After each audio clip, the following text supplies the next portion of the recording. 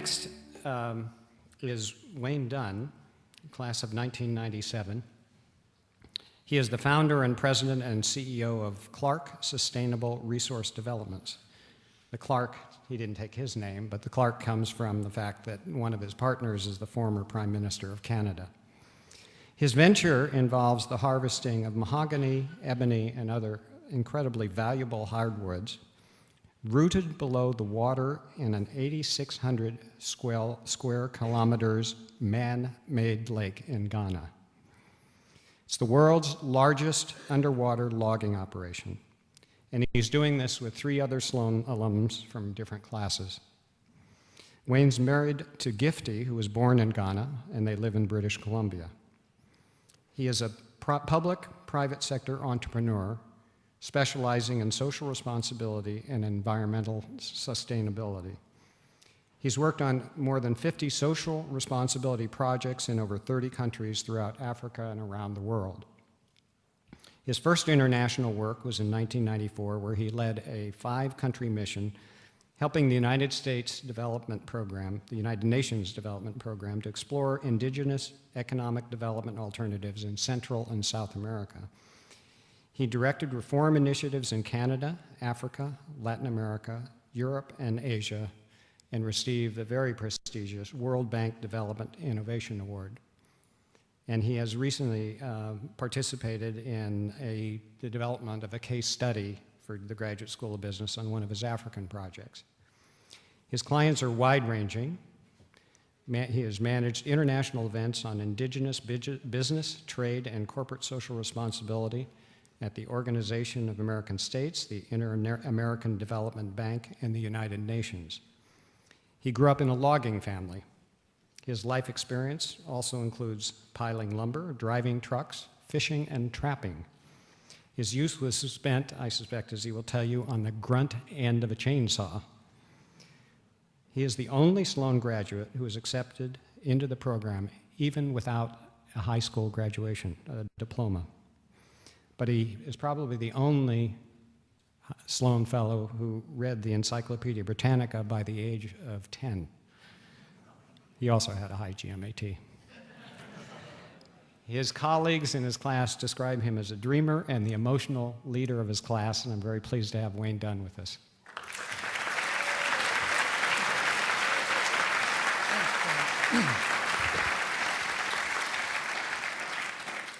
Thanks, John. My name is Wayne, and I'm an alcoholic. Whoops, wrong meeting.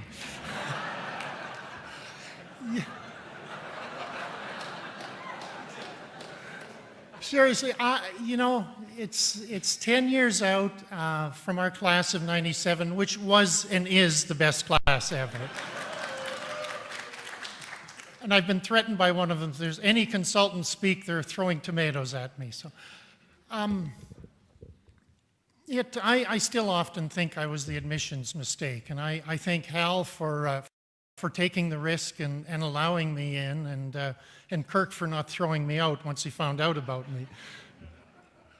I had a chance to chat with John yesterday because I had no idea what I wanted to say, and he said, you know, what I'd like you to do is talk about how you go from growing up in the bush in northern Saskatchewan and not finishing high school and no undergrad to raising money on Wall Street from Goldman and Barclays and making the front page of the Wall Street Journal. And you know, I think there's two answers to how you do that. The first is you have to be incredibly lucky. You have to have amazing mentors and people in your life. And I've been so fortunate in that. And I look out here and I see many of them, including Michael Bush from the class of 94 and Niall Amley Wolf from the class of 2007, who are Sloans that I have the great fortune to work with in this venture.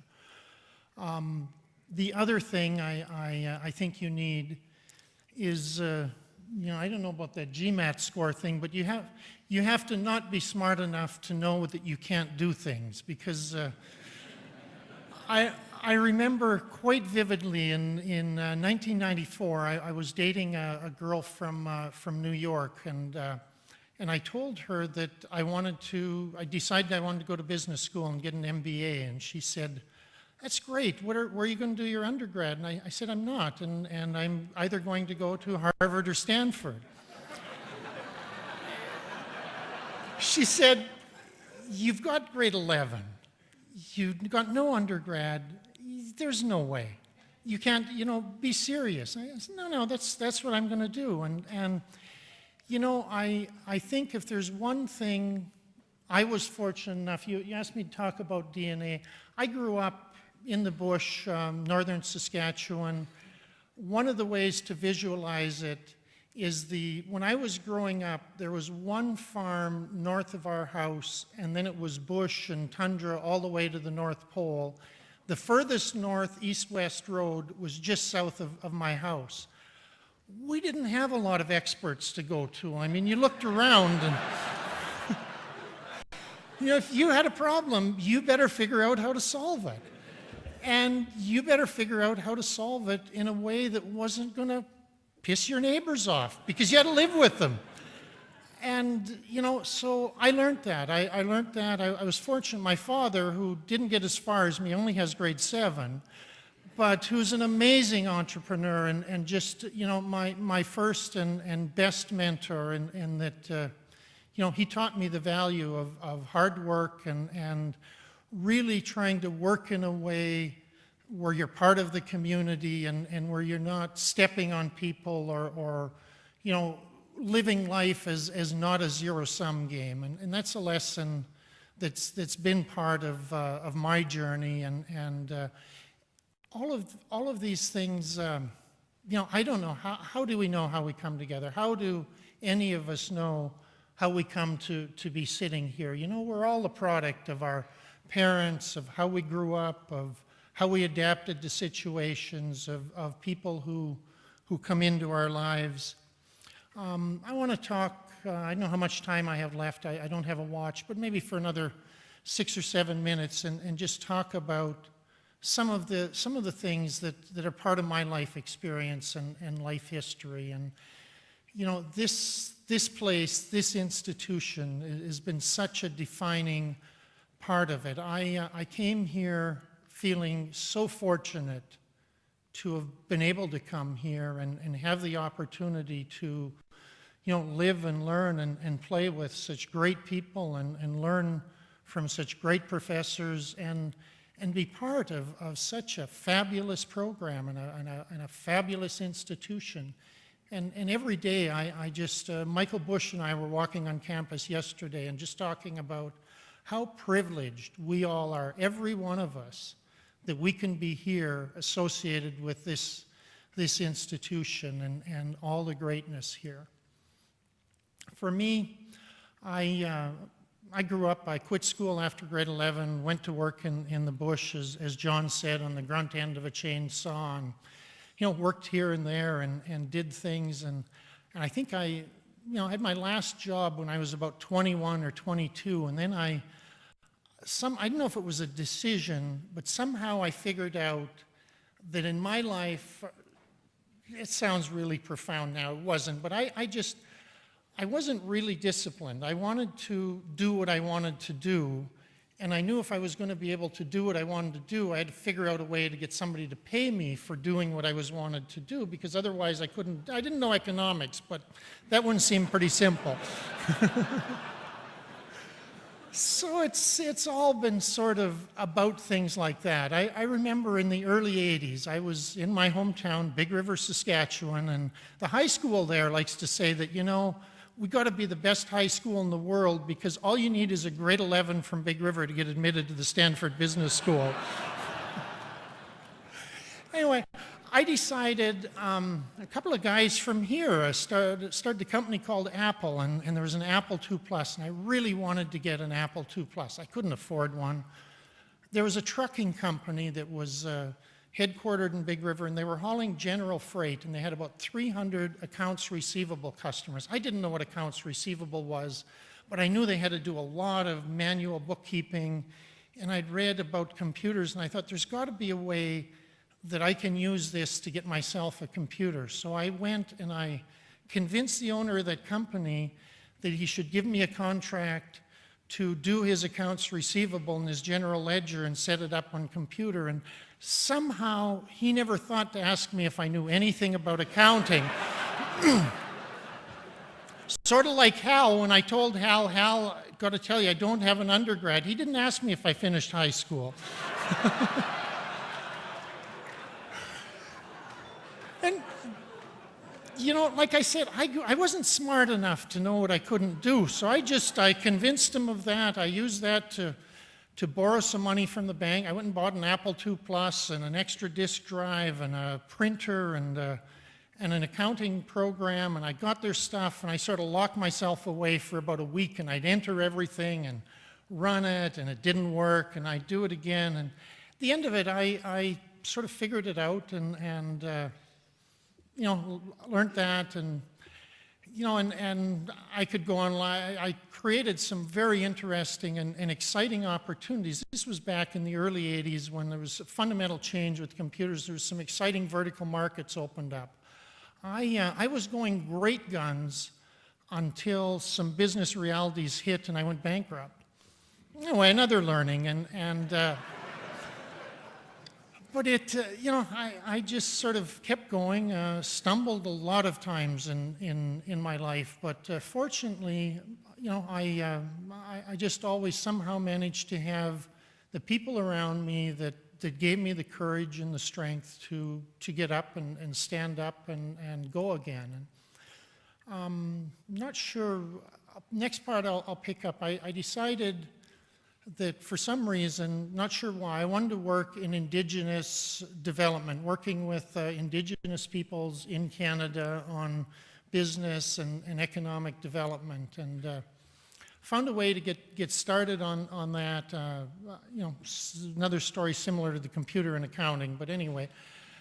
Worked on that for a while, started in Saskatchewan, ended up working around Canada, different places, and had some pretty exciting projects. Again, had a couple of mentors that were just fantastic, people that knew their stuff. We shared similar values and approaches and really took time to help me learn and to help me grow. And in 1994, I was asked to present at a conference in Belize on some of my work in Canada, helping Indigenous tribes partner with mainstream businesses and provide goods and services to mining and oil and gas and other ventures. And I talked about that, and there's a guy there from the United Nations Development Program who had been tasked with developing a program for the world's decade of Indigenous peoples, a program for the UNDP, and he asked me if I'd be interested in helping. And again, I didn't know enough to say no, and so he said, well, put something together. So I went and I sort of sucked out of my thumb this idea of that Indigenous peoples in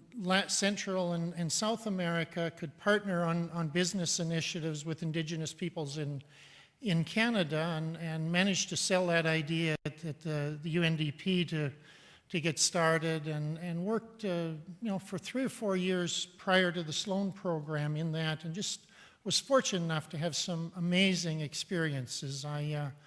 I traveled in South America with the Prime Minister of Canada on a trade mission. You know, you can imagine there I was, a grade 11 dropout, working with you know, tribes on business and all of these other business leaders. I felt about as out of place as I feel here. Worked with the President of the World Council of Indigenous Peoples and had the great fortune to travel in the Amazon and the Andes and throughout the Americas with him and get a chance to really see other cultures and other peoples. Was adopted into a tribe in the Amazon of Peru, the Shipibo tribe, which is something I'm very proud of, and I maintain connections there. But it was through this work, and I was working with the United Nations, the World Bank, and other institutions, I realized I wanted the learning of attending a business school But I also realized the credential was really important. And the universe sort of, I really believe once you set your mind to something, just take that first step and things somehow work out. You may not get to where you thought you were going, but you'll get to where you need to be. And so I started, I came here, and it was an absolutely transforming year. I went, these amazing highs and these lows. I don't know if any of you remember your first study group. I walked in, I knew nothing about studying or anything, never done that. We'd come and we got these assignments, there was reading assignments and everything. Okay, and I went and did something. A study group met at 5, and I remember some of my classmates are here that were in it. There's Teresa Elder, who, by 5 o'clock, she had the year planned in 15-minute segments.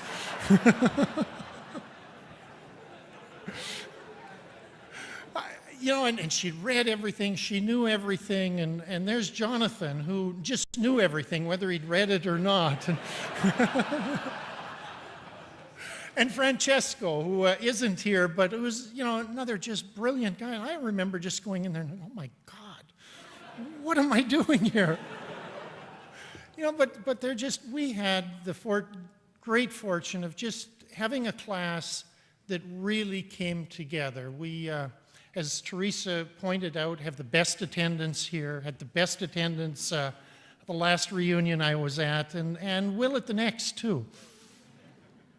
Coming out of the Sloan program, one of the things I learned was that I was very bad at politics. And working with Indigenous peoples, there's a lot of politics involved.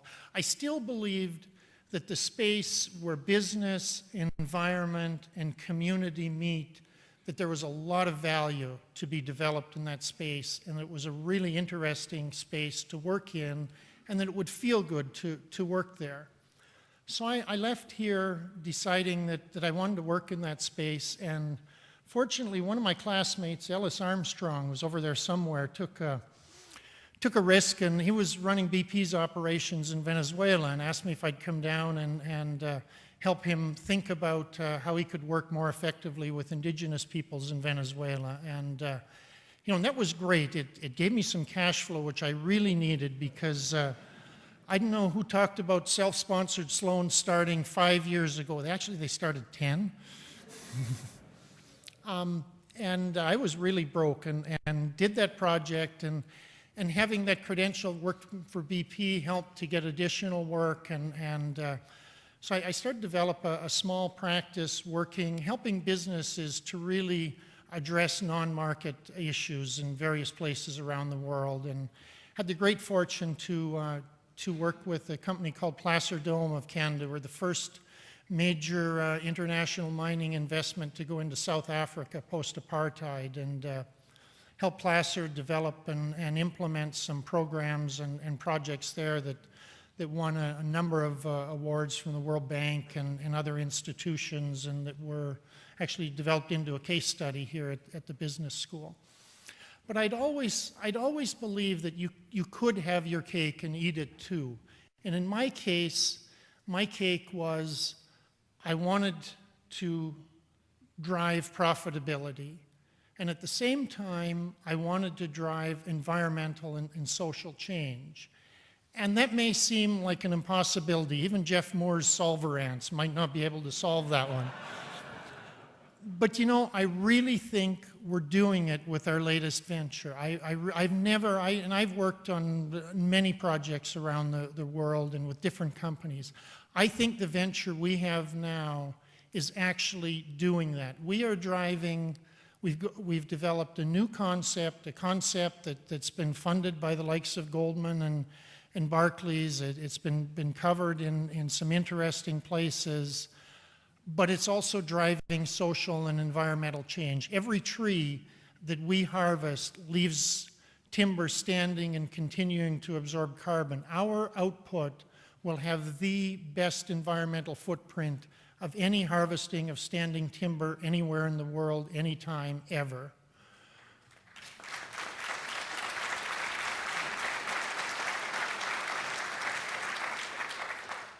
I really believe that going forward, we're entering into a discontinuity, and the marketplace, through regulatory change and through consumer and other preferences, is becoming more willing to pay for environmental and social goods. I believe that the business has traditionally been very good at sort of taking those gazintus, what goes in that is measured in financial terms, in dollar and cents terms, and optimizing that in terms of the outputs. There's another whole set of inputs, natural capital or environmental inputs, that have been mispriced for various reasons. And they're becoming right-priced. As we speak every day, every week, every month, they're becoming more right-priced. And I believe that opens up some real business opportunities, that businesses that can figure out how to connect profitability, shareholder returns, and environment are going to have huge opportunities. And that's where our company is going. And the only reason I'm getting a chance to do that and work with such great people is because the Sloan program and the legacy that all of you have created and been part of. Thank you.